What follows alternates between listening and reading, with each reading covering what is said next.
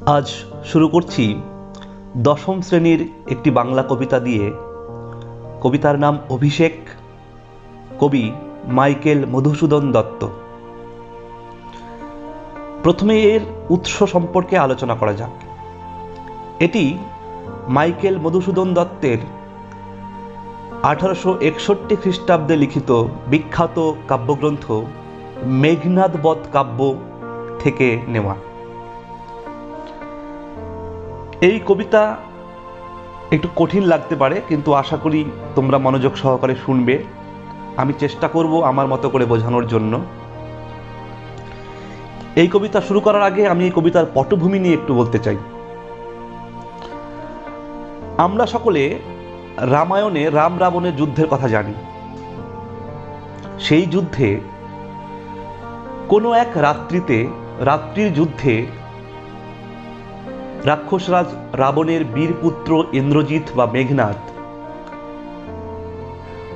রামচন্দ্রকে যুদ্ধে পরাজিত ও নিহত করে তিনি পরে তার স্ত্রী এবং আরো মহিলাদের নিয়ে অবসর যাপনের জন্য প্রমোদ ভ্রমণে যান।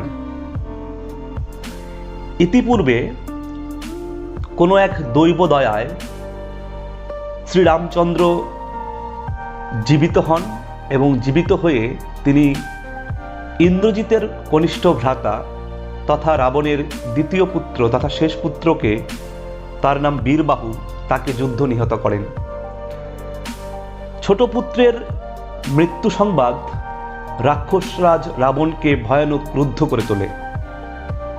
তিনি সেই মুহূর্তে যুদ্ধের প্রস্তুতি শুরু করেন এবং তার যুদ্ধ প্রস্তুতি স্বর্গমর্ত পাতালকে আলোড়িত আন্দোলিত করে তোলে।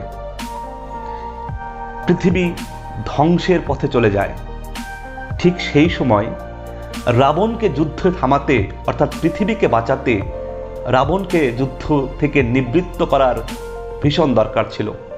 সেই পরিস্থিতিতে দেবী লক্ষ্মী ইন্দ্রজিতের ধাত্রীমাতা প্রভাসার রূপ ধারণ করে সেই প্রমোদ কাননে চলে যান ইন্দ্রজিৎকে বুঝিয়ে যুদ্ধে আসার জন্য রাজি করাতে।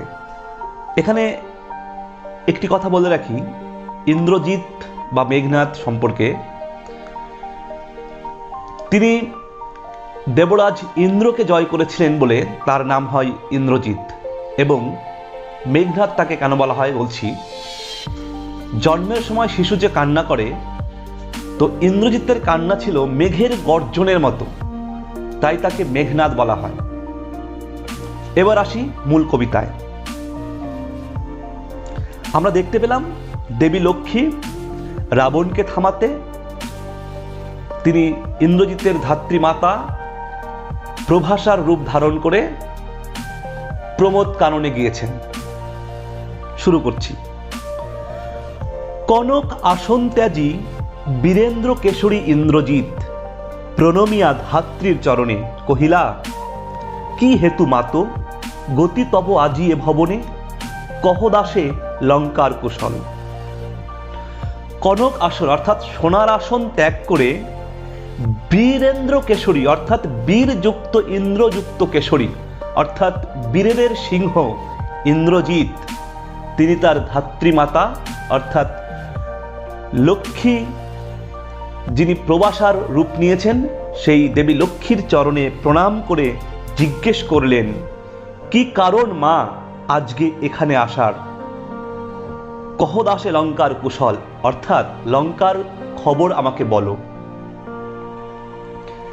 শিরচুম্বী ছদ্মবেশী অম্বুরাশি সুতা উত্তরিলা। শির মানে মাথা, এখানে কপাল বোঝানো হয়েছে, অর্থাৎ কপালে চুম্বন করে ছদ্মবেশী অর্থাৎ দেবী লক্ষ্মী যে প্রভাসার ছদ্মবেশে গিয়েছেন, সেই ছদ্মবেশী অম্বুরাশি সুতা, অম্বুরাশি মানে সমুদ্র, সুতা মানে কন্যা অর্থাৎ সমুদ্রের কন্যা উত্তর দিল, হায় পুত্র কি আর কহিব কনক লঙ্কার দশা, ঘোরতর রণে হত প্রিয় ভাই তব বীরবাহু বলি। তার শোকে মহাশোকী রাক্ষসাধিপতি সসৈন্যে সাজেন আজি যুঝিতে আপনি। অর্থাৎ পুত্র তোমাকে কি বলবো, আর সোনার লঙ্কার কথা? ঘোরতর যুদ্ধে তোমার ছোট ভাই বীরবাহু নিহত হয়েছেন।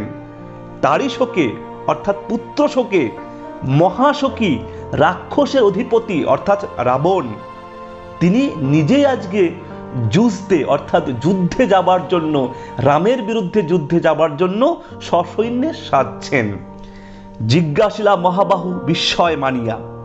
মহাবাহু হলো এখানে ইন্দ্রজিৎকে বোঝানো হয়েছে। তিনি বিস্মিত হয়ে জিজ্ঞেস করিলেন, কি কহিলা ভগবতী? কে বধিল কবে প্রিয়ানুজে? অর্থাৎ হে দেবী, কি বলিলে মা তুমি আমাকে? কে বধ করলো, কবে বধ করলো আমার প্রিয়ানুজকে অর্থাৎ আমার প্রিয় ছোট ভাই বীরবাহুকে? নিসারণে সংহারিনু আমি রঘুবরে, খণ্ড খণ্ড করিয়া কাটিনু বর্ষি প্রচণ্ড স্বর বৈরী দলে। তবে এ বার্তা, এ অদ্ভুত বার্তা জননী কোথায় পাইলে? তুমি শীঘ্র কহে দাসে। অর্থাৎ তুমি এ কি অদ্ভুত কথা বলছো? আমি তো কদিন আগেই রাত্রি যুদ্ধে আমি শত্রু দলকে আমি খণ্ড খণ্ড করে কাটলাম তাদের তীরকে। এবার আমি রামকে নিজ হাতে হত্যা করলাম।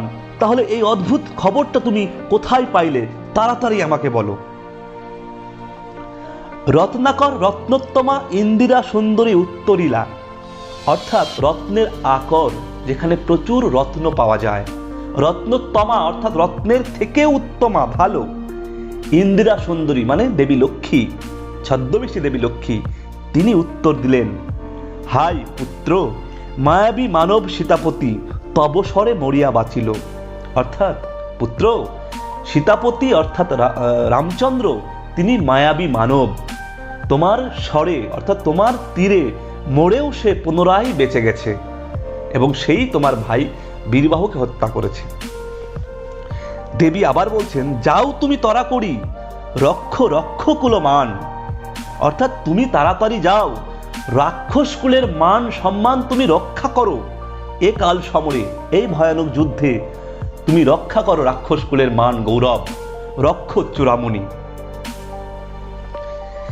এই কথা শুনে প্রচন্ড ক্ষিপ্ত হয়ে গেলেন ইন্দ্রজিৎ। ছিরিলা কুসুমদাম রোষে মহাবলী মেঘনাদ, ফেলাইলা কনক বলয় দূরে।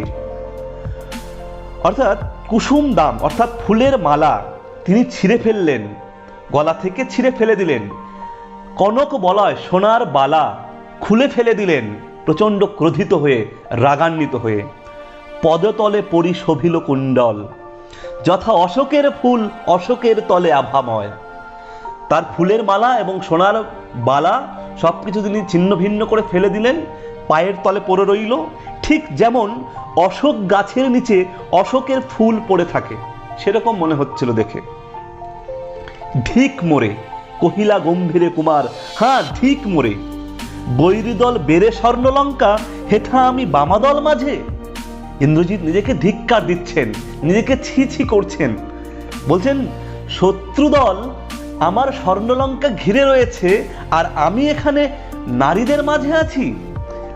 ধিক মোরে, এই কি সাজে আমারে?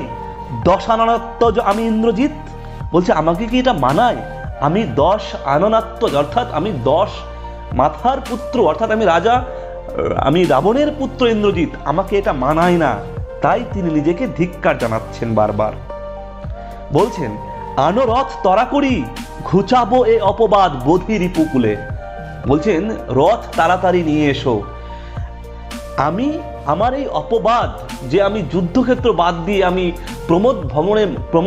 আমোদে ব্যস্ত আছি, সেই অপবাদ আমি ঘুচাবো বোধি রিপুকুলে অর্থাৎ শত্রু দলকে বধ করে, হত্যা করে। সাজিলা রথীন্দ্র সব বীর আভরণী। অর্থাৎ রথীন্দ্র সব এখানে ইন্দ্রজিৎকে বোঝানো হয়েছে, তিনি বীরের আভরণে বীরের পোশাকে সাজলেন। তার এই সাজের সঙ্গে দুজনের রণসজ্জার তুলনা করা হয়েছে। হৈমবতী সুত যথা নাসিকে তারকে মহাসুর। হৈমবতী মানে হিমালয়, সুত মানে পুত্র অর্থাৎ হিমালয়ের পুত্র, অর্থাৎ কে? কার্তিক। কার্তিক যখন তারকাসুরকে বধ করার জন্য যে সাজ নিয়েছিলেন, এমনকি কিংবা যথা বৃহন্নলারূপী কিরীটী বিরাট পুত্র সহ উদ্ধারিতে গোধন সাজিলা সুর সমীবৃক্ষ মূলে। অর্থাৎ বৃহন্নলারূপী কিরীটি, কিরীটি মানে অর্জুন, পঞ্চপাণ্ডবের অর্জুন, তিনি অজ্ঞাতবাসের সময় বিরাট রাজার দরবারে ছিলেন। সেখানে তিনি বৃহন্নলা অর্থাৎ না পুরুষ না মহিলা, মাঝামাঝি একটা জেন্ডার, সেটা ধারণ করে তিনি বিরাট রাজার কন্যা উত্তরাকে নাচ শেখাচ্ছিলেন। তৎকালীন সময়ে সেই বিরাট রাজের যখন যুদ্ধে বিরাট রাজা হেরে যান, তার গোধন যখন কৌরবরা লুট করে নিয়ে যায়, তখন বৃহন্নলা রূপ ত্যাগ করে বীর অর্জুন বিরাটের পুত্র উত্তরকে নিয়ে যুদ্ধে যান,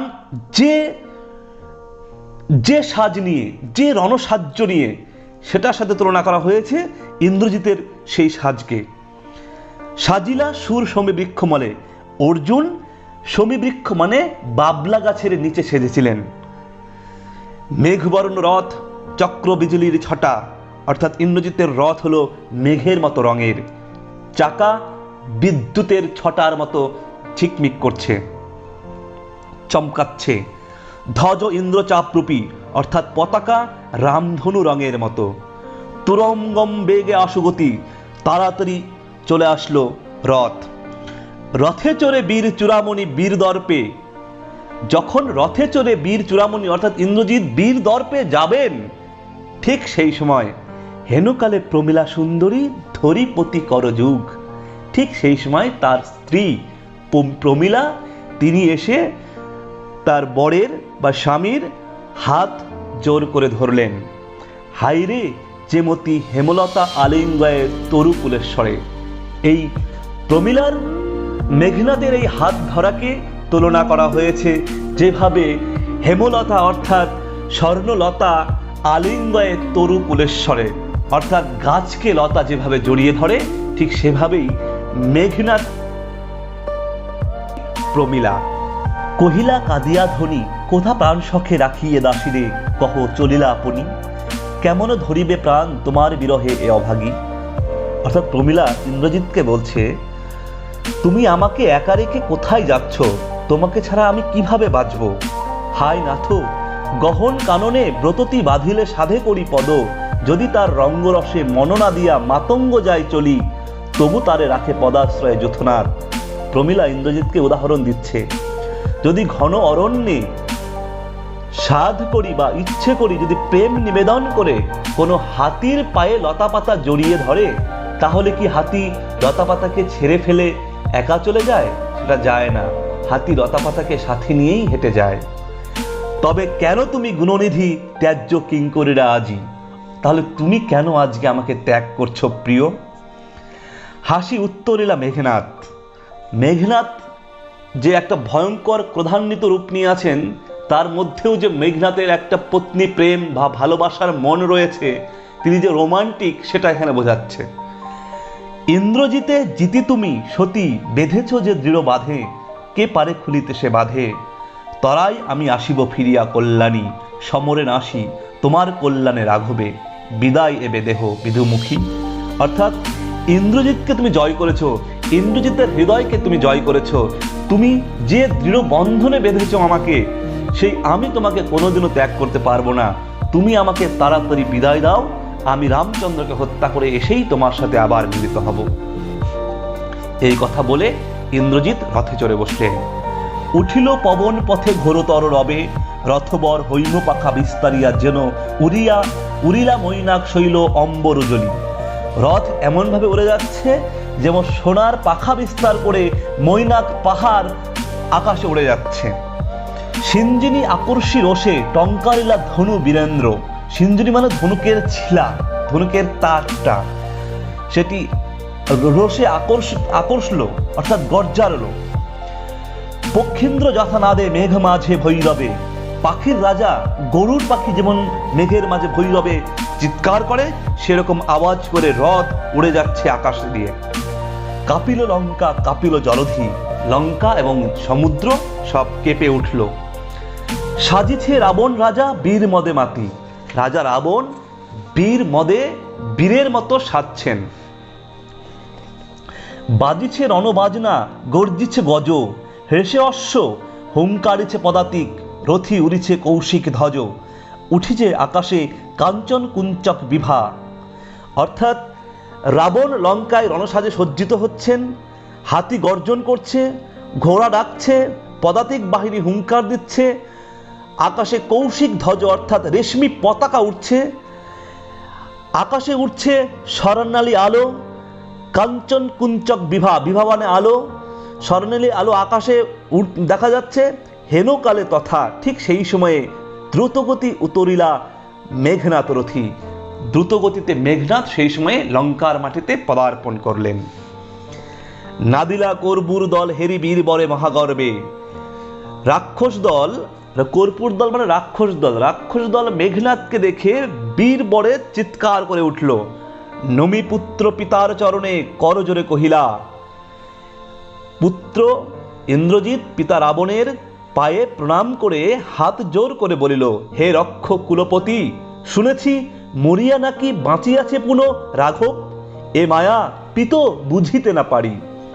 বলছে বাবা, শুনছি রামচন্দ্র নাকি মরে আবার বেঁচে গেছেন, এ কেমন মায়া বুঝতে পারি না, কিন্তু অনুমতি দেহ সমূলে নির্মূল করিব পামরে আজি। কিন্তু তুমি আমাকে অনুমতি দাও, আমি আজকে সমূলে নির্বংশ করব আজকে সেই পাপিষ্ঠকে। ঘোর সরানলে করি ভস্য বায়ু অস্ত্রে উড়াইব তারে, নতুবা বাঁধিয়া আনিয়া দিব রাজপথে।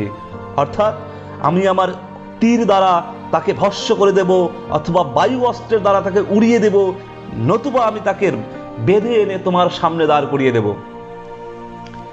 আলিঙ্গি কুমারে চুম্বি শির মৃদুস্বরে উত্তর করিলা তব স্বর্ণ লঙ্কাপতি।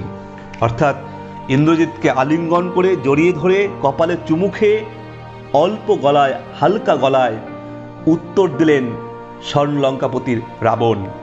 বললেন, রাক্ষস কুল শেখর তুমি বৎস, তুমি রাক্ষস কুল ভরসা, এ কাল সমরে নাহি চাহে প্রাণ মম পাঠাইতে তোমা বারংবার, হায় বিধি বাম মম প্রতি।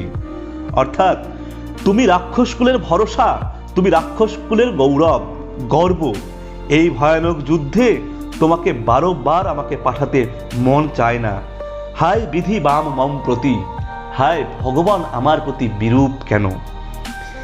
কে কবে শুনেছে পুত্র ভাসে শিলা জলে, কে কবে শুনেছে লোক মরি পুনঃ বাঁচে। অর্থাৎ রাবণ ইন্দ্রজিৎকে বলছে, পুত্র তুমি কবে শুনেছ, তুমি কি কখনো শুনেছ যে শিলা বা পাথর জলে ভাসে? তুমি কি কখনো শুনেছ মানুষ মরে পুনরায় বেঁচে যায়? উত্তরিলা বীর দর্পে অসুরারি রিপু, অর্থাৎ অসুরদের শত্রুর শত্রু, অসুরারি রিপু অর্থাৎ দেবতাদের শত্রু, অর্থাৎ এখানে ইন্দ্রজিৎ, সে উত্তর দিল, কি ছাড় সে নর, তারে ডরাও আপনি রাজেন্দ্র। বলছে সে তো সামান্য মানুষ, তাকে কেন ভয় পাচ্ছ তুমি বাবা? থাকিতে দাস যদি যাও রণে তুমি, এ কলঙ্ক পিত ঘুচিবে জগতে। বলছে আমি থাকতে তুমি যদি যুদ্ধের ক্ষেত্রে যাও, এই যে কলঙ্ক বাবা, এটা ঘুচিবে জগতে, সারা জগতে জেনে যাবে যে পুত্র জীবিত থাকতে পিতা রাবণ যুদ্ধে গিয়েছিলেন। হাসিবে মেঘবাহন রুষিবেন দেব অগ্নি, অর্থাৎ মেঘরাজ ইন্দ্র হাসবেন, তামাশা করবেন, দেবতা অগ্নি রুষ্ট হবেন। দুইবার আমি হারানো রাঘবে, আর একবার পিত দেহ আজ্ঞা মোড়ে, দেখবো এবার বীর বাঁচে কি ঔষধে। অর্থাৎ আমি দুবার রামচন্দ্রকে হারিয়েছি, আর একবার তুমি আজ্ঞা দাও, দেখো এবার আমি ওকে এমন ভাবে মারবো, দেখি ও কোন ওষুধে বেঁচে ওঠে আবার। কহিলা রাক্ষসপতি। রাবণ উত্তর দিল, কুম্ভকর্ণ বলি ভাই মম, তাই আমি জাগানো অকালে ভয়ে, হায় দেহ তার দেখো সিন্ধু তীরে ভূপতিত, গিরিশৃঙ্গ কিংবা তরু যথা বজ্রাঘাতে। বলছে কুম্ভকর্ণ আমার নিজের ভাই, তাকে আমি অকালে জাগালাম, চেয়ে দেখো সিন্ধু তীরে তার দেহ পড়ে আছে, যেমনি ভাবে গিরিশৃঙ্গ অর্থাৎ পাহাড় কিংবা বড় গাছ বজ্রাঘাতে পড়ে থাকে, তেমনি ভাবে তার দেহ সিন্ধু তীরে পড়ে আছে। এটা রাবণ বললেন তার পুত্র ইন্দ্রজিৎকে।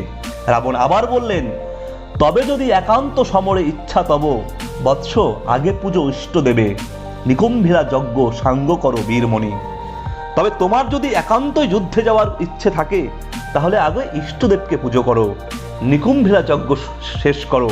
হে বীরমণি, সেনাপতি পদে আমি বরিনু তোমারে, তোমাকে সেনাপতি পদে আমি বরণ করলাম, তোমার সেনাপতি পদে অভিষেক হলো আজকে। দেখো অস্তাচলগামী দীননাথ এবে, প্রভাতে জুজিও বৎস রাঘবের সাথে। দেখো আকাশে দীননাথ অর্থাৎ সূর্য অস্ত যাচ্ছে, তুমি কাল সকালে যুদ্ধ করো রামচন্দ্রের সাথে।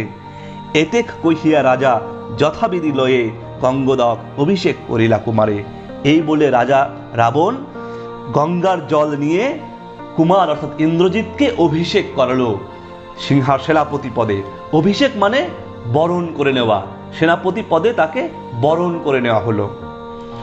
সকলকে পুরো ভিডিও শোনার জন্য ধন্যবাদ। তোমাদের যদি ভালো লেগে থাকে তাহলে অবশ্যই লাইক করবে, কমেন্ট করবে এবং বন্ধুদের সঙ্গে শেয়ার করবে এবং চ্যানেলটি অবশ্যই সাবস্ক্রাইব করবে। ধন্যবাদ।